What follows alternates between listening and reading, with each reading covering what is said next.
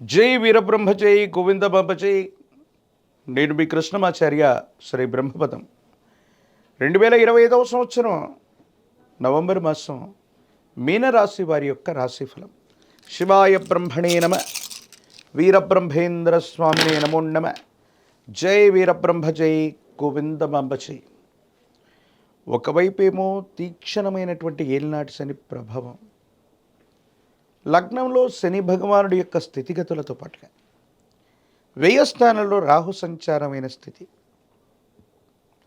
కొన్ని ఇబ్బందులకి ప్రతిబంధకాలకి కారణమవుతున్నాయి. మానసికమైనటువంటి భావోద్వేగాల్ని నియంత్రించుకోవటం వల్ల అనుకూలవంతమైనటువంటి ప్రభావాన్ని చూపెట్టే అవకాశం ఉంది. వృత్తి ఉద్యోగం వ్యాపార సంబంధమైనటువంటి విషయాల్లో అనుకూలత లభిస్తుంది. వృత్తి ఉద్యోగంలో మానసికమైనటువంటి ఒత్తిడి అధికమైనప్పటికీ మీరు చేయవలసినటువంటి విధి నిర్వహణ మాత్రం తప్పకుండా మీరు చేసే అవకాశం కనపడుతుంది.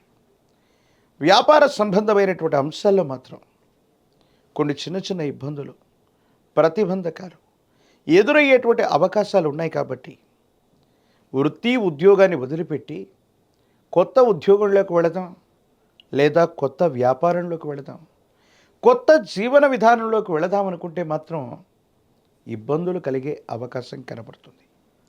కొన్ని విషయాల్లో కొత్త మార్పులు చేర్పులు ఏవి చేయకపోవటమే ఉత్తమంగా చెప్పచ్చు. ఎప్పుడైతే తీక్షణమైనటువంటి ఏలినాటి శని జరుగుతూ ఉంటుందో, శని భగవానుడు ఒక నిర్దిష్టమైనటువంటి క్రమశిక్షణతో కూడినటువంటి జీవన విధానానికి నాంది ప్రస్తావన పలుకుతూ ఉంటాడు. ఈ సందర్భంలో కొత్త ప్రయత్నాలు చేయటం వల్ల మనకు కొన్ని ఇబ్బందులు కలగటం, మానసికమైనటువంటి సంఘర్షణ కలగటం, ఏం చేయాలో అర్థం కాక ఏమవుతుందో తెలియక సంఘర్షణతో కూడిన జీవన విధానంతో మనం ఉంటూ ఉంటాం. కాబట్టి ఈ విషయాల పట్ల తస్మాత్ జాగ్రత్తగా ఉండటం చెప్పదగినటువంటి సూచన.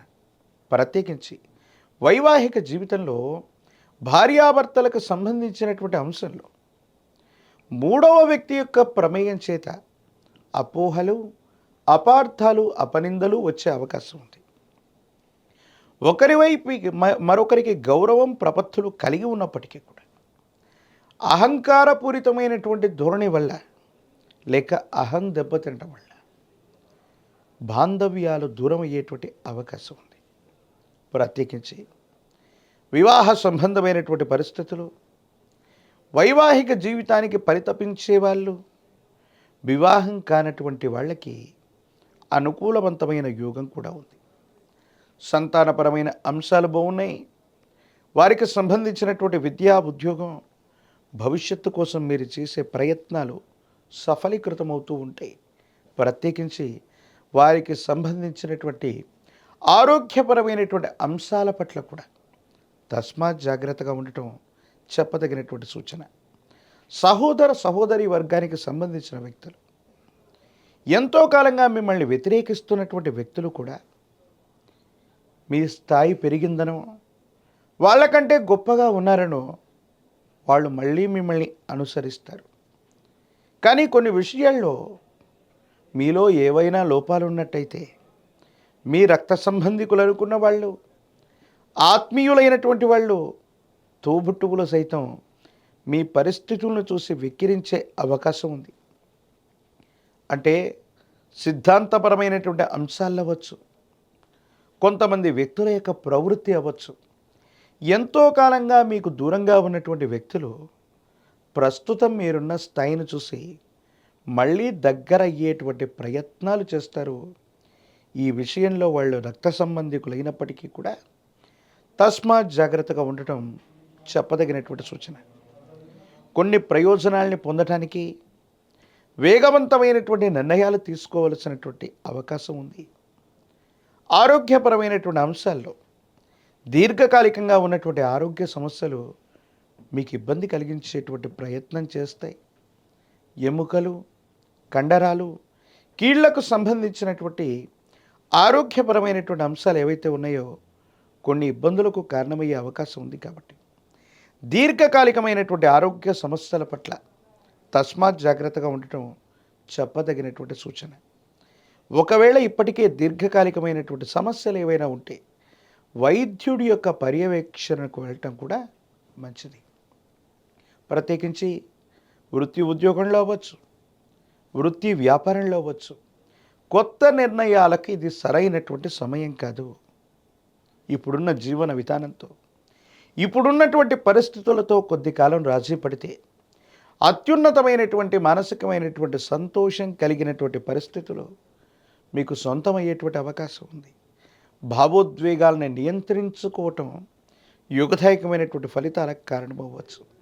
రాజకీయపరమైనటువంటి రంగంలో ఉన్నటువంటి వాళ్ళకి అనుకూలవంతమైనటువంటి కాలం, వివాహం కానటువంటి వారికి వివాహ యోగం ఉన్నది.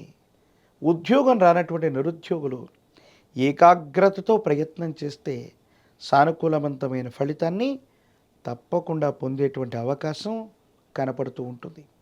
ఏది ఏమైనప్పటికీ కూడా సూర్య భగవానుడి యొక్క ఆరాధన చేయటం, ఆదిత్య హృదయాన్ని పారాయణ చేస్తూ ఉండటం, సూర్య భగవానుడికి నమస్కరిస్తూ ఉండటం యోగదాయకమైన ఫలితాలకి కారణమవుతుంది. విశేషవంతమైన పవిత్రమైన కార్తీక మాసంలో పరమేశ్వరుడికి ఏకవార రుద్రాభిషేకాన్ని నిర్వర్తించటం, ప్రత్యేకించి సూర్య భగవానుని ఆదిత్య హృదయంతో పూజించటం, ఒక పంచముఖి రుద్రాక్షని మహాకాల భైరవరక్షని మెళ్ళో ధరించటం వల్ల తీక్షణమైనటువంటి ఏలినాటి శని తగ్గే అవకాశం ఉంటుంది. ప్రత్యేకించి అనునిత్యం కూడా తంత్రమాల చూర్ణం చేత స్నానాన్ని చేస్తుంటే సానుకూలవంతమైన స్థితిగతుల్లో జీవితం ఉంటుంది. భవిష్యత్ అంతా కూడా చక్కగా ఉండే అవకాశం కనపడుతుంది. మరిన్ని వీడియోలు చూడటానికి గాను మన ఛానల్ని లైక్ చేయండి, షేర్ చేయండి, తప్పకుండా సబ్స్క్రైబ్ చేయండి.